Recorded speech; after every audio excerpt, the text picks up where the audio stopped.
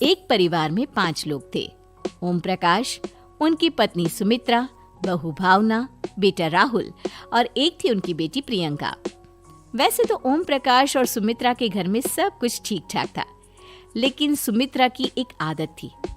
घर में कुछ भी गलत या सही हो तो वो किसी से कुछ नहीं कहती, और भावना स्वभाव की इतनी सीधी सादी थी कि अगर कोई उसके साथ गलत भी करता तो भी वो उसे कुछ नहीं कह पाती।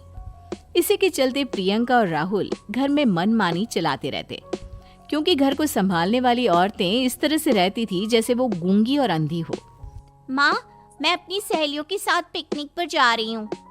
ठीक है बेटा, चली जाओ। और मुझे आने में रात हो जाएगी, देर से ही आऊंगी मैं। अच्छा, कोई बात नहीं बेटा। अरे भावना, तुमको एक बार में समझ में नहीं आता क्या? नाश्ते में फिर से पराठे बना के रख दिए। कितनी बार तुमसे कहा है कि मेरे लिए ढंग का नाश्ता बनाया करो। ठीक है जी, आगे से ध्यान रखूंगी। अरे ये बहू से किस तरह से बात कर रहे हो तुम राहुल? अरे तो और क्या करूं पापा, इसको कही बात एक बार में समझ में ही नहीं आती। सुमित्रा, तुम अपने बेटे को समझाती क्यों नहीं? बहू से बात करने का ये क्या तरीका है? अरे जिसकी जैसी मर्जी आए करो, मुझे क्या।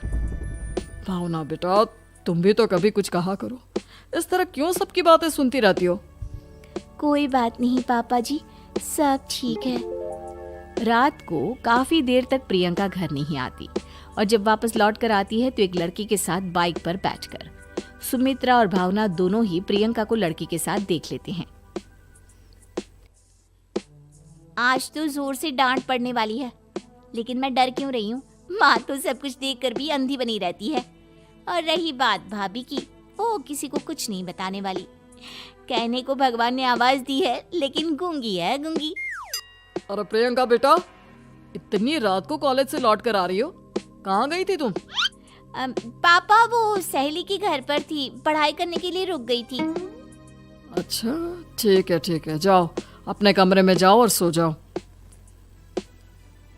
सुमित्रा ने अपनी बेटी को एक लड़की के साथ इतनी रात को आते देखकर भी उससे कुछ नहीं कहा, और भावना ने भी इस बारे में किसी से कोई बात नहीं की।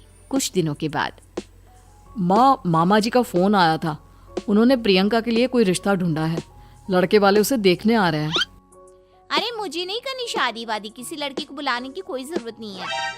ये तुम क्या कर रही हो प्रियंका बेटा? तुम्हारी शादी की उम्र हो चली है और तुम्हारे मामा जी ने बहुत अच्छा रिश्ता बताया है। पापा, अब जिद क्यों कर रहे हैं? और आप क्यों मेरी मर्जी के खिलाफ शादी कराना चाहते हैं? अरे माँ, इसको समझाइए ना। आपकी बेटी, आप तो बस चुपचाप सब कुछ होते हुए भी देखती रहती हैं। अरे तो क्या कहूँ, और मेरे कहने से क्या हो जाएगा? वैसे भी गलत क्या हो रहा है, सब कुछ सही तो है। भावना बहू, देखो तो प्रियंका हमारी बात नहीं समझेगी, लेकिन वो तुम्हारी हम उम्र है। क्या पता तुम्हारे कहने से उसे कुछ समझ में आ जाए। नहीं पापा जी, मेरे कहने से कुछ नहीं होगा। मैं प्रियंका को कैसे समझा सकती हूँ? वो ननद है मेरी, कहीं मेरी किसी बात का बुरा मान गई तो? सुमित्रा और भावना में से कोई भी प्रियंका को कुछ नहीं समझाता। इस बात से राहुल और ओम प्रकाश जी दोनों ही परेशान हो जाते हैं। और फिर जब लड़का प्रियंका को देखने के लिए आता है, मुझे आपकी बेटी बहुत पसंद है, मैं उसके साथ शादी करने के लिए तैयार हूँ। देखो, मुझे तुमसे शादी नहीं करनी, और ये बात जितनी जल्दी समझ में आ जाए अच्छा रहेगा। अरे तो फिर आप लोगों ने मुझे यहाँ बुलाया ही क्यों? माफ कर दो बेटा, वो हमारी बेटी जरा गुस्से में है, हम उसे समझाने की कोशिश करते हैं। हाँ, देखिए आप नाराज मत होइए, वो तो उसने बस ऐसे ही कह दिया होगा। अरे कोई ऐसे ही कुछ कहता है क्या? और ये आपकी पत्नी और माँ, ये दोनों इस तरह चुपचाप क्यों बैठे हैं, जैसे इस घर के मेंबर ही ना हो? आपके घर में सब कुछ ठीक तो है ना? अरे सब कुछ ठीक है बेटा। सुमित्रा, समझाओ ना अपनी बेटी को। अरे क्या समझाऊं, क्या होगा समझाने से? सब ठीक ही तो हो रहा है, गलत क्या हो रहा है? भावना, प्रियंका को अंदर लेकर जाओ और उससे समझाओ कि कितना अच्छा रिश्ता है। इतना अच्छा लड़का है, इस तरह से बिहेव ना करे। नहीं जी, मैं किसी से कुछ नहीं कह सकती जी। अरे अजीब परिवार है, मुझे तो यहाँ से निकलना पड़ेगा। इस तरह से तो आपकी बेटी की शादी किसी से नहीं हो सकती। जिसके घर की औरतें गूंगी और अंधी बनकर बैठ जाए, उस घर का कुछ नहीं हो सकता। ओम प्रकाश और राहुल सुमित्रा और भावना की हरकतों की वजह से बहुत परेशान हो जाते हैं। एक दिन वो दोनों आपस में बात करते हैं। पापा, समझ में नहीं आता कि भावना और माँ को कैसे समझाया जाए। सही कहते हो बेटा, तुम और मैं काम के सिलसिले में सारा दिन घर के बाहर रहते हैं और घर की दोनों औरतें जिन्हें सारा घर संभालना चाहिए गूंगी और अंधी बनकर बैठी हैं। पापा आप ही बताइए इसका क्या उपाय है। मेरी तो कुछ समझ में नहीं आता बेटा, लेकिन हमें कुछ तो करना पड़ेगा क्योंकि इन सब की वजह से प्रियंका बहुत ज्यादा बिगड़ती जा रही है। तुमने देखा उसे किस तरह से बिहेव किया था। अरे लेकिन पापा हम करेंगे क्या? हमें एक नाटक करना होगा। कुछ दिनों के लिए हम भी गूंगे और बहरे बन जाते हैं, उसके बाद इन दोनों औरतों को अकल आएगी। हाँ पापा, शायद आपकी बात ठीक है।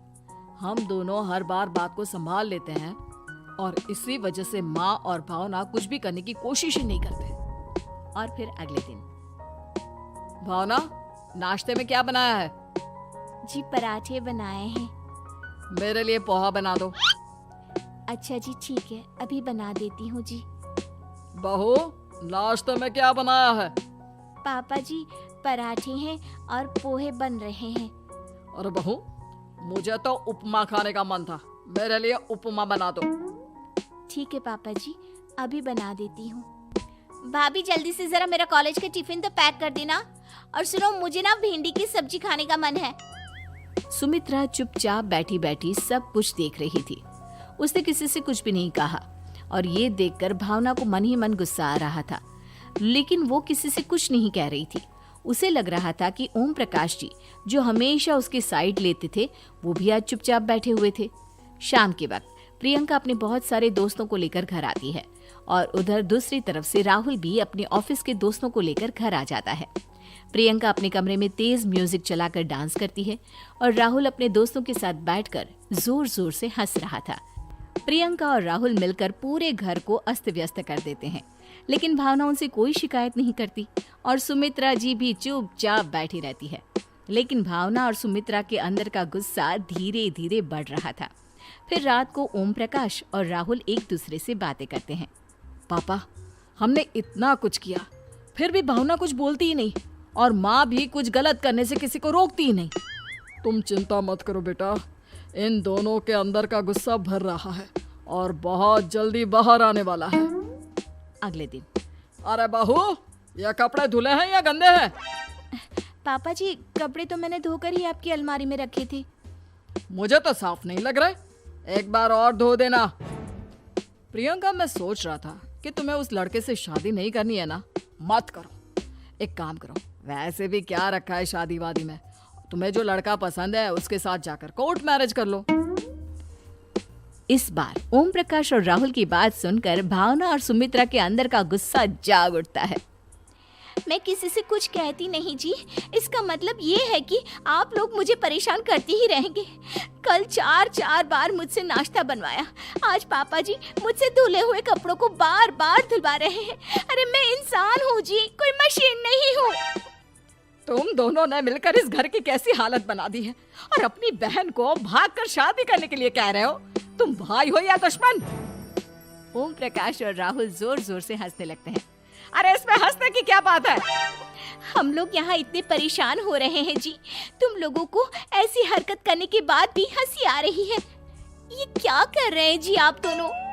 यही तो हम चाहते थे कि सुमित्रा तुम अंधी होकर ना बैठी रहो। घर में कुछ भी गलत हो तो उसे रोकने की कोशिश करो। और भावना, तुम अपने साथ हो रहे गलत व्यवहार पर भी कभी मुंह नहीं खोलती, ये सही बात नहीं है। मैं चाहता था कि तुम्हारी भी जुबान खुले, तुम गलत बात का विरोध करो। गूंगी बहू और अंधी सास की ये जोड़ी इस घर में अब नहीं चलेगी।